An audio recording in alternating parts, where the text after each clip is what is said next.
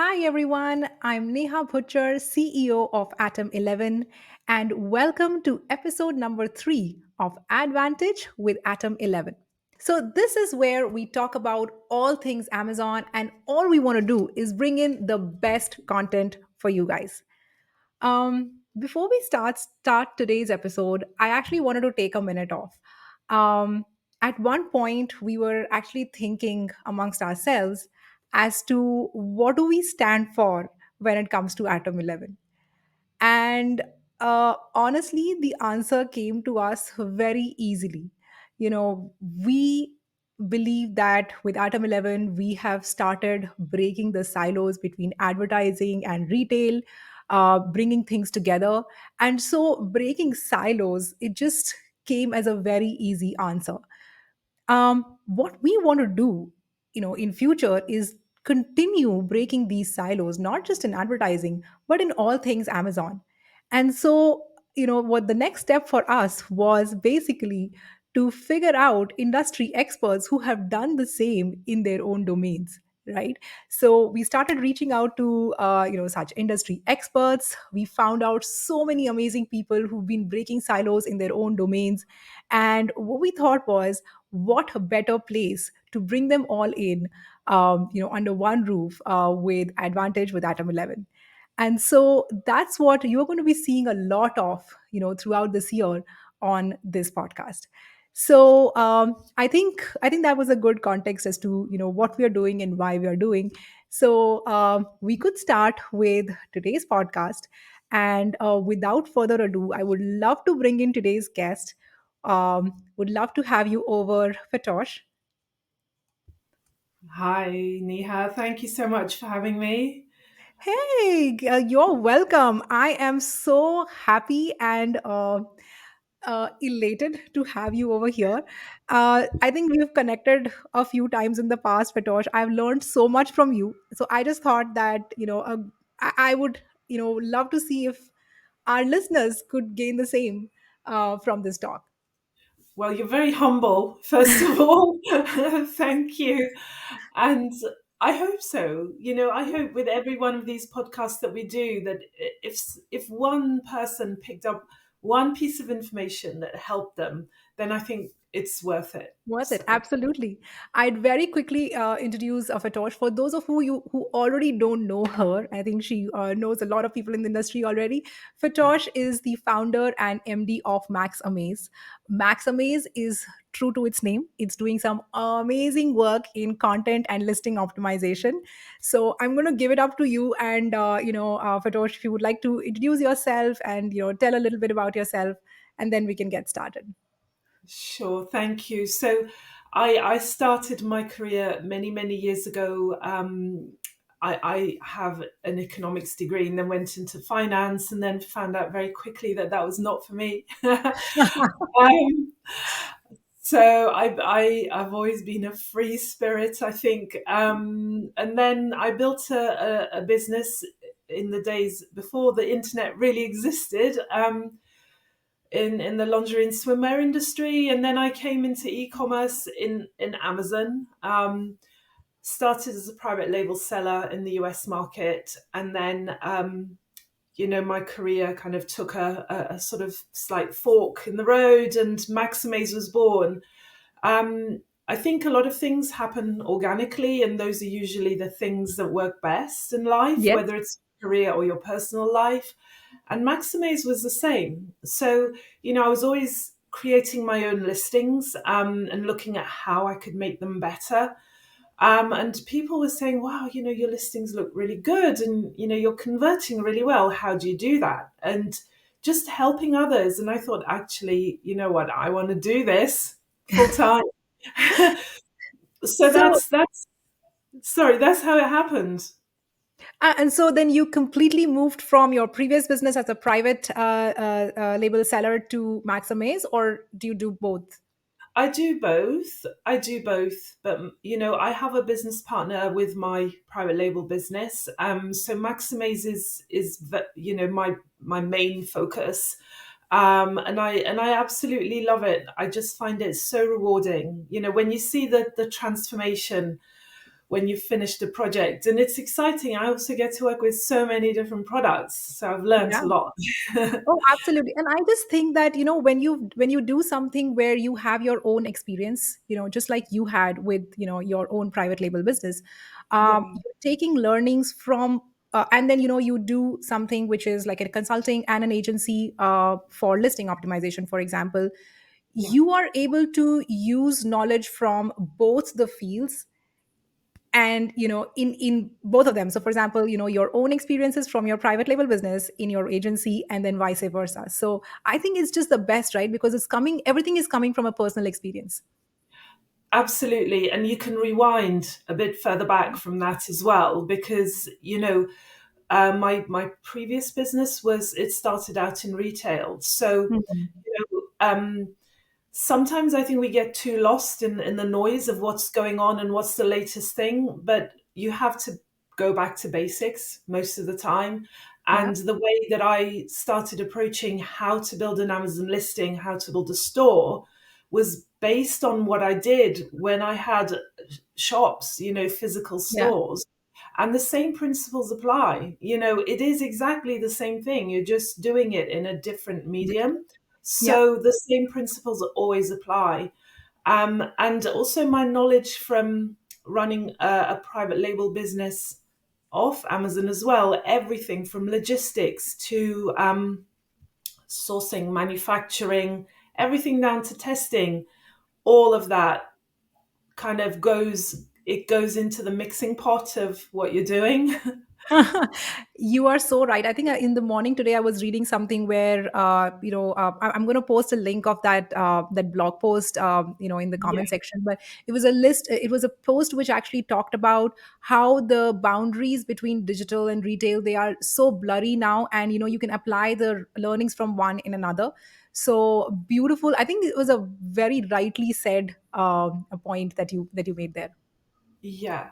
Yeah. Awesome. Would love to move to what you do in your core. So you've worked with so many sellers by now, hundreds of them. What do you think is the mistake that they do when it comes to content? And I am very interested. I like to break things down. I would love to know what are the kind of mistakes that small sellers do when they're just starting out, and what are the kind of mistakes that the big sellers do, because I'm pretty sure everyone is figuring things out. So what is it that you have seen, the kind of mistakes that people do?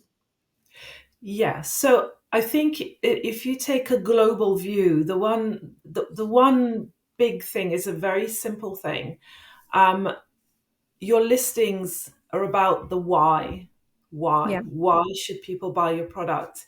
So when you boil it down to the core, that's what it comes down to. And that's what should guide everything that you do when you're building your listings.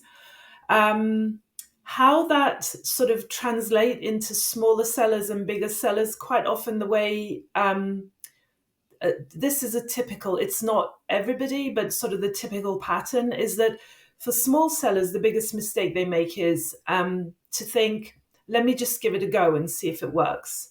You Hmm. can't give it a go. If you want to launch a business on Amazon, you have to do your research. You need to know exactly what you're doing. You need to have your systems in place. You need to have enough capital. Hmm. You need capital because you need to make sure you don't go out of stock. You need to make sure that you can pay for your ads, and just to keep your business going. Just trying it out to see whether it works isn't going to work, essentially. That's the most common thread with smaller sellers. With the big brands, I think the most common thing that I see is, in one word, I think it's arrogance. It's thinking we're so big, this Amazon, we don't really need to do much because everybody knows who we are. And I think that's the biggest kind of mistake, I think, because it isn't just a case of put your product up there and it will sell. Yes, it will sell. But if you gave it what it really needs and deserves, It's sell then your better. business going to do so much better. Yeah, absolutely. We've seen some of the big brands sometimes just, put in listings which are like single, 5 or 6 word title names and very, very short bullet points. And you are so right.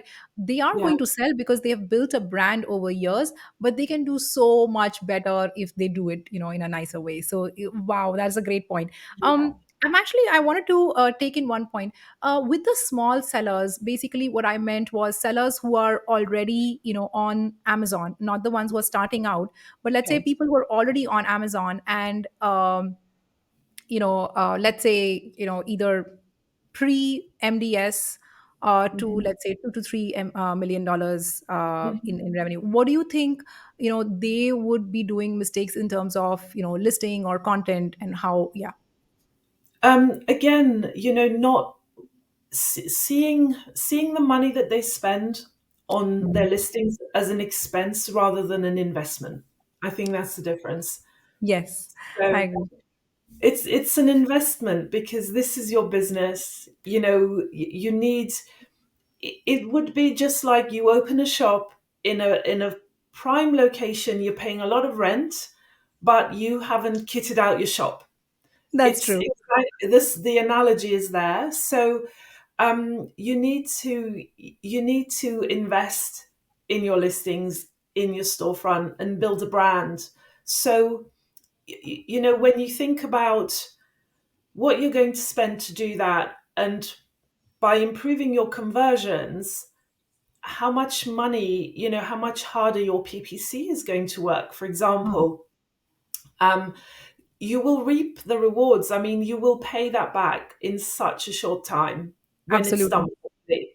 So not investing in their listings and just thinking if you take a few pictures with your iPhone and you put them up there, that's okay. um, it you need to follow a thought process. Like I said, it comes down to the why. Why are people going to want to buy your product? Show them why. Answer the question. Um, they just need to realize that. That's the biggest thing. Great. I think I'm just going to take. I think we all know what the answer to this question is, but just in a line, if you want to say how do these mistakes actually impact the seller? So I know you already said it, but if you want to just say it in one line, how is this mistake, the big mistake of just thinking of content as a expense and not investing enough on it? How does it impact sellers? It can make or break your business, quite simply, Yeah. because the competition is now so fierce as well. um, you need to try and get as much of the market as you possibly can.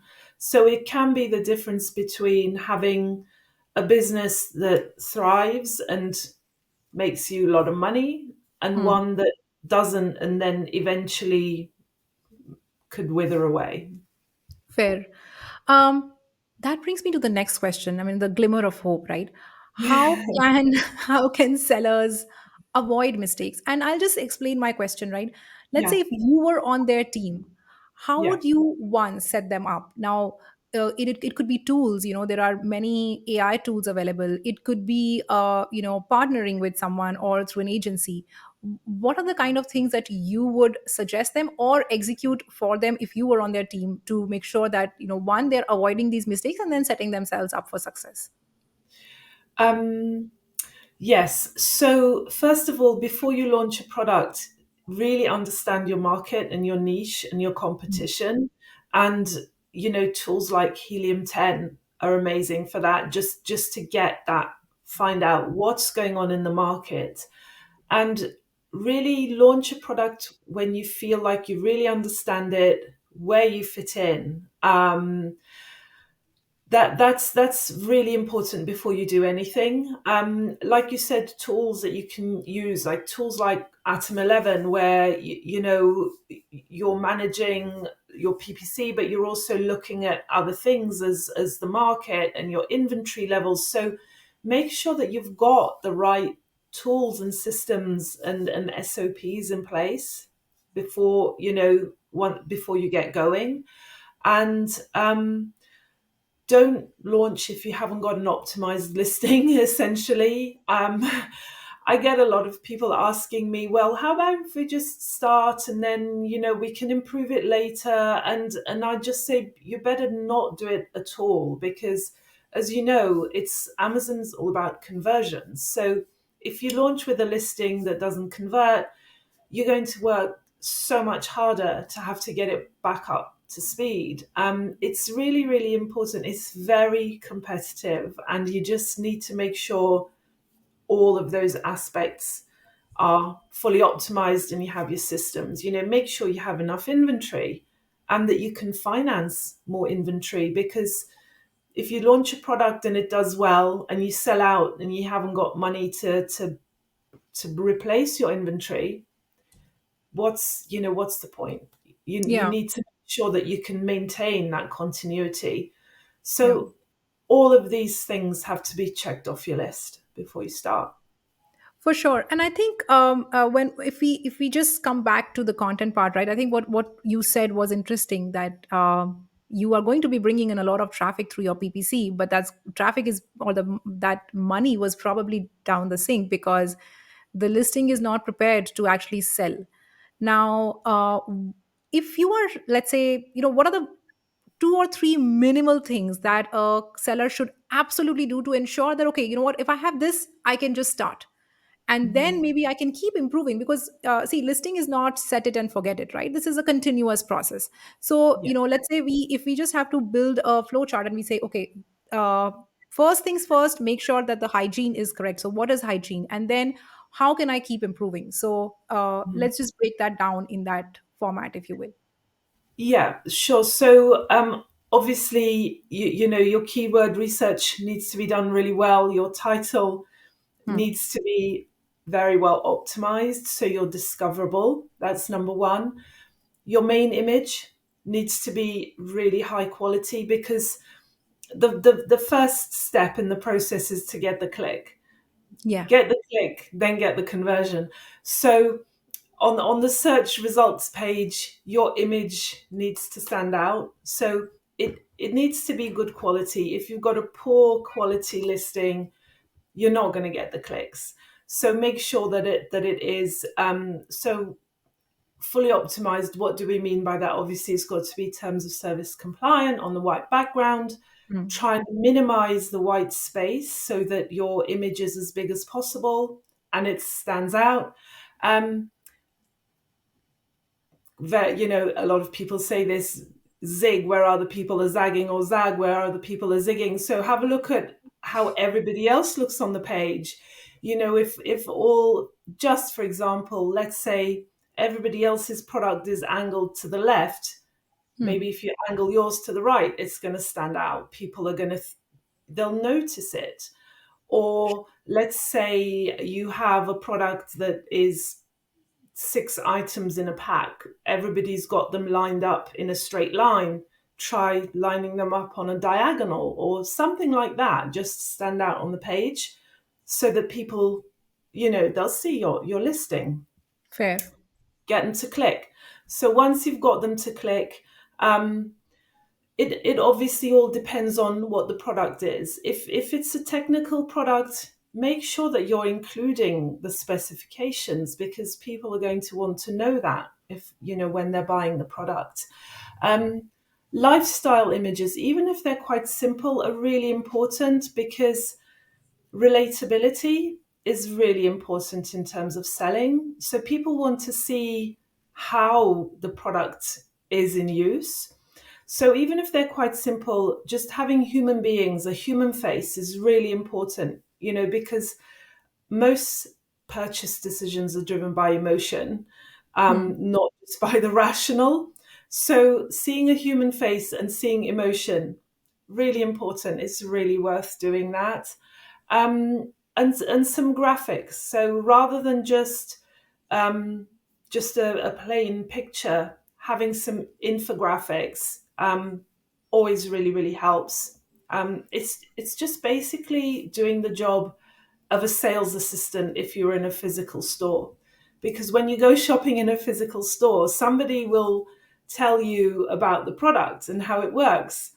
You haven't got that on an Amazon listing. So basically, your listing is doing that job. I think if you think about it that way, it makes it a lot easier. Yeah, Uh, no, you're right. Mhm. Go ahead. yeah, no. So those are kind of like in terms of your listing images, Fair. important thing. So if I were to understand this, in just in my head, it's basically first get them to click and then get them to convert. To get them to Yeah, click, have a great image. And I think a very beautiful point that you mentioned was minimize the white space. yeah, Use it for just talking about your product and showing them the product. Another good thing was, I've never known this. I've never actually seen someone actually even indicate that in any of the posts that I've read so far. If people are zigging, you zag, right? If they're how are they showing their products? And that's just beautiful research that you can do just to be slightly different from how others are portraying their products. Number two, and I think once the customer has already clicked on your product, when you how do you convert? One of the things that I was reading, which actually is very similar to what you said, right? The main image, then how do people use your product? That us so how do they use it, the usp, and then finally the infographics, which is the salesperson. It's just such a beautiful point that you mentioned, again just blurring the lines between retail and digital. So lovely, lovely points. um yeah. Fatosh, any real life case studies that where you've done something and you've instantly seen, or over a period of time seen results? Absolutely. Usually, the moment they upload the new content, so if we're working on an existing listing and we've revamped it, you see a spike straight away. Wow. So, yeah, we worked on one listing. This is just one example that pops into my head. So they were selling, let's have a look, they were selling around 500 units. And when they uploaded the new content, it went up to 1,400 units. So, yeah, Wow. And what was the change you made? everything. So we reshot all of their still images and their video. We did a beautiful. It was an outdoor product, so we shot a beautiful video and images outdoors on location in the US, with beautiful landscape. So video, still images, we redid their Premium A Plus content. They did have Premium A Plus previously, but it wasn't that, they hadn't optimized it. So we redid that. So everything, the graphics, the colors, sort of like totally rebranded the listing. And Wow. it was all uploaded at the same time. So yeah. This is unbelievable. So basically, even if they were bringing traffic earlier, the traffic that now they are bringing in so much more effective and actually converting. Yeah. And you mentioned that images. So is there something specific that you have in mind when you are shooting images or videos for a specific product, or something that sellers can take away and say, hey, you know what, even if I'm doing the content or the photos for my Mm. image in house, Yeah. a couple of things that I can taken from, let's say, this podcast, and say, if I implement these, I'm at least halfway there. Yeah, show it in use. Okay, That is the one biggest piece of advice that I would give. Just show it in use. got it. Oh, so basically with the lifestyle. Yeah, because people want to relate to it. They want to think, when I buy this product and I have it in my home, how am I going to use it? They want to imagine how it's going to make their lives easier or better. Mhm. Um, Show it in use. That is the one thing I would say. And one very interesting thing that you mentioned, Fatosh, was focus on or your focus on premium A plus content. How do Yeah. you think, one, how is premium A plus different from regular A plus? Two, why is it making so much more impact than the regular A plus? And three, what can people keep in mind when they are setting up their premium content? Oh, sorry. Before that, I have one more question. Is Yeah. there an eligibility criteria for a premium A plus? Yes. Yeah. Okay. So, yeah, first thing, obviously, you have to be brand registered. Okay. Second, Brand story, which sits above your A plus content, has to be uploaded on all of your ASINs. So yeah, but brand story, you can just you can create something very quickly, quite easily, but you have to have it for every single ASIN. And then the last criterion is that you need to have had 5 sets of A plus content approved in the Okay. last 12 months. So this Okay. used to be 15, they've reduced it. So um, and some a lot of sellers don't really, it is a bit confusing. It doesn't mean you have to have 5 completely different sets of A plus content. What it means is that you've submitted it and it's been approved 5 times. So Oh, it can be the same A plus content that maybe oh, you've that's tweaked. awesome. Yeah, you may have made some changes, resubmitted it, it's been approved. So 5 approvals, that's what you need. Wow. But I want to go back to the last one. So a brand story for every ASIN. I mean, what will a seller do if he or she has 500,000 ASINs? You just copy and paste them all. You just create the Okay. brand story, and then you apply it. Just add all your ASINs. Oh, so Um, there's no bulk way of doing it, I'm assuming. you can do it in a bulk way as well. So it's just uploaded for all of your ASINs. Yeah. Got it. Got it. Perfect. And so now coming back to the other question. So once you have premium, what is the difference between premium and regular, and what should I keep in mind when I'm doing a premium A plus content? Honestly, everyday premium A plus content has new features added, and it's better and better. And the difference is like night and day. Um, Number one difference is size. Size matters when you're looking at a screen, especially with so many people shopping on mobile. So Yeah. Premium A Plus takes up much more space on the screen. It's much wider than basic A Plus content. Um, that's one way you get more space. The other way that you get more space is with carousels. You have image carousels where essentially you're adding like almost like another module, so it's more space to show things. um, the big difference is also that basic A plus is static. Hmm. Premium A plus is much more dynamic and interactive. So Okay. as you know, a big factor for conversions is engagement. It's about keeping people on your listing, looking at your product. And that's what Premium A plus content does, because there are so many different engagement points. Hmm. So Premium A plus content, your video can be in the Premium A plus. So, videos, moving images are great for keeping people on the page. So you can have your video there. Um, there are other interactive modules like the hotspots where you can hover and some information pops up. Another great way of engaging people's attention and keeping them just looking at your listing and learning about your product. And it's a great way of educating them about your product, because there's so much space and so many different ways of giving them that information. Um, Image carousels, again, they're moving parts. You click on an arrow and something moves. So it Yeah. keeps people's attention on the page. Absolutely. Um, and now, you've got comparison charts where you can literally click add to cart. I mean, it's Wow. amazing. So, Yeah.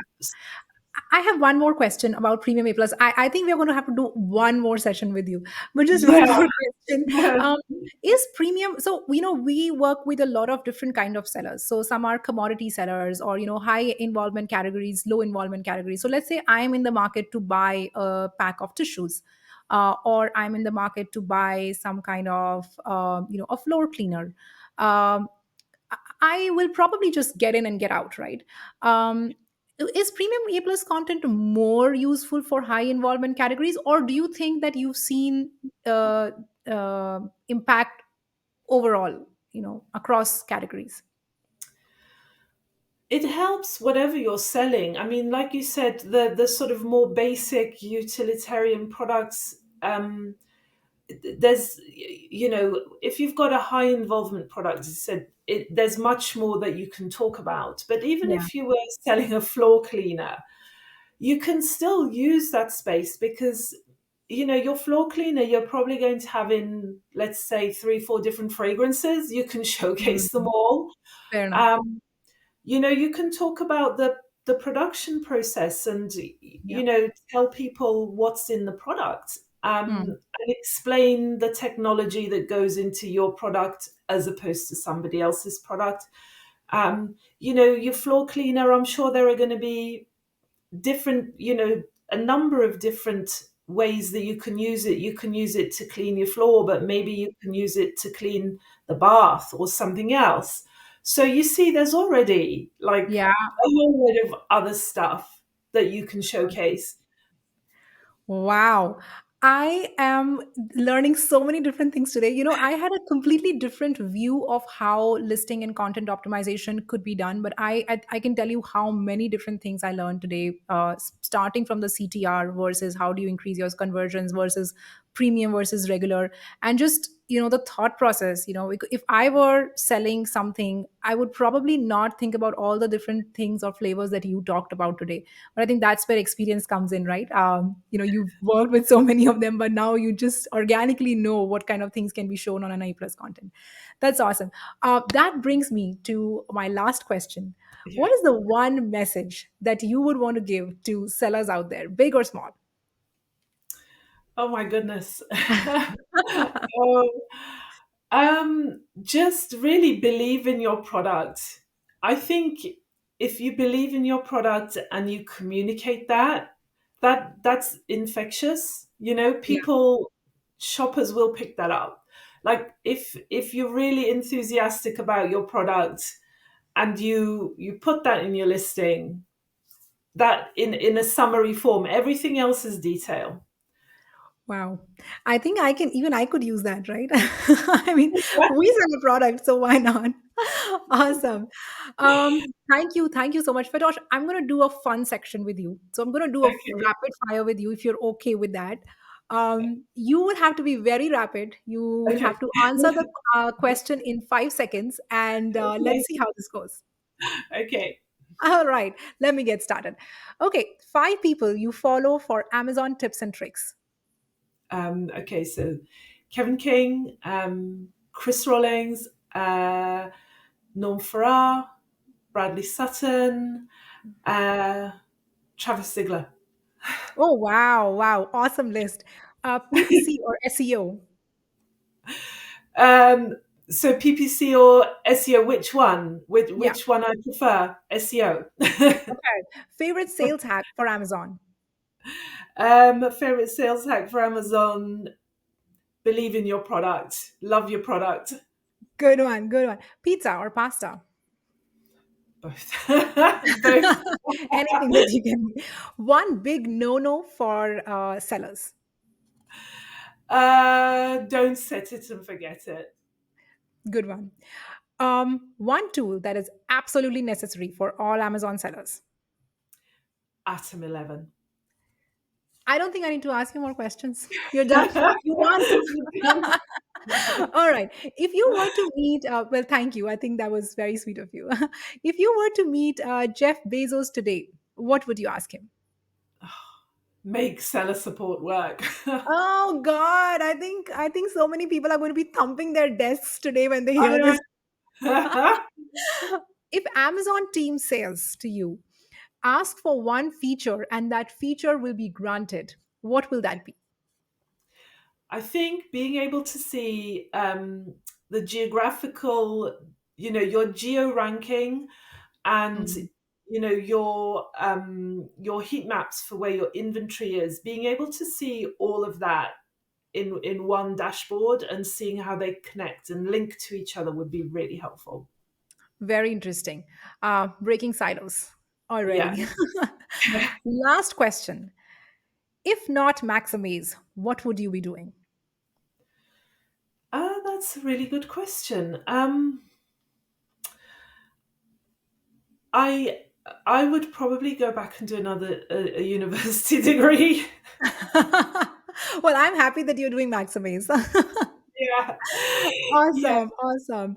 Well, this was action packed, just information packed session that we did with you, Fatosh. I thoroughly enjoyed it. I'm actually going to be putting in, the notes that I took in the comment section below, and I just like absolute lot of learnings that came out for me today. So thank you so much for joining us. Thank you. It was so nice to be here and chat with you, Neha. All right, awesome. Thank you, Fatosh. Take care. Thank you. Thanks, everyone. I hope that you enjoyed today's episode with Fatosh Fatin. I know I learned a lot. So thanks, Fatosh, for joining us today.